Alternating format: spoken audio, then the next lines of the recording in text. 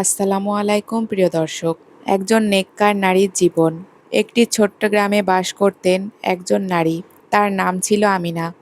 তিনি জন্ম থেকেই খুব সাধারণ পরিবারের মেয়ে ছিলেন, কিন্তু ছোটবেলা থেকেই তার চরিত্রে ছিল এক অদ্ভুত শান্তি। তার মা তাকে ছোটবেলা থেকেই বলতেন, দুনিয়া ক্ষণস্থায়ী, কিন্তু আখিরাত চিরস্থায়ী। আল্লাহকে খুশি করতে পারলেই তুমি সফল। এই কথাগুলো আমিনার হৃদয়ে এমনভাবে গেঁথে যায় যে সে নিজের জীবনকে আল্লাহর পথে গড়ে তোলার সিদ্ধান্ত নেয়। শৈশব থেকেই আমিনা নেক আমল করত। অন্যান্য মেয়েরা যখন খেলাধুলা নিয়ে ব্যস্ত থাকত, তখন আমিনা মায়ের পাশে বসে কোরআন তেলাওয়াত শিখত। সে কখনো নামাজ কাজা করত না, এমনকি ছোট বয়সে সে তাহাজ্জুদের নামাজের অভ্যাস গড়ে তোলে। রাতের অন্ধকারে যখন সবাই ঘুমিয়ে থাকত, তখন সে চুপি চুপি উঠে দাঁড়িয়ে বলতো, হে আল্লাহ, আমাকে তুমি তোমার প্রিয় করে নাও।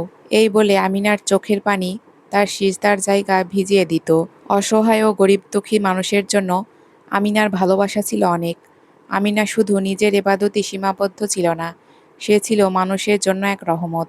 গ্রামের গরিবদের সে খাবার দিত, অসুস্থদের সেবা করত, কারো কষ্ট দেখলে নিজের কষ্ট ভুলে যেত। একদিন এক বৃদ্ধা খুব অসুস্থ হয়ে পড়ে। সবাই তাকে অবহেলা করলেও আমিনা প্রতিদিন তাকে খাওয়াতো, পরিষ্কার করত। বৃদ্ধা একদিন কাঁদতে কাঁদতে বললেন, মা, তুমি না থাকলে হয়তো আমি অনেক আগেই মারা যেতাম। আমিনা শুধু বলল, আমিনা, আল্লাহ আমাকে আপনার জন্য পাঠিয়েছেন। আমিনার মুখে কথা শুনে বৃদ্ধার দু চোখ দিয়ে পানি পড়তে লাগলো। কিন্তু একদিন হঠাৎ করে আল্লাহ তাআলার পক্ষ থেকে আমিনার জন্য একটা বড় পরীক্ষা আসলো। তার স্বামীর ব্যবসায় অনেক বড় লস হয়ে গেল। ঘরে তাদের অভাব নেমে আসলো। কিন্তু আশ্চর্যের বিষয়, আমিনা একটুও হতাশ হয়নি। সে বলতো, যিনি দিয়েছেন তিনিই নিয়েছেন, নিশ্চয় এর মধ্যে কোনো কল্যাণ আছে।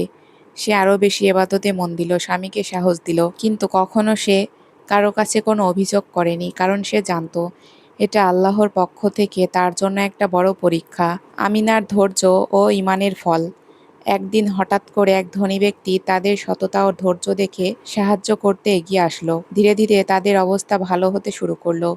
গ্রামের মানুষ তখন বলতে লাগলো, এটা আমিনার তাকওয়া ও ধৈর্যের বরকত। এরপরে হঠাৎ করে একদিন আমিনা অসুস্থ হয়ে পড়ল।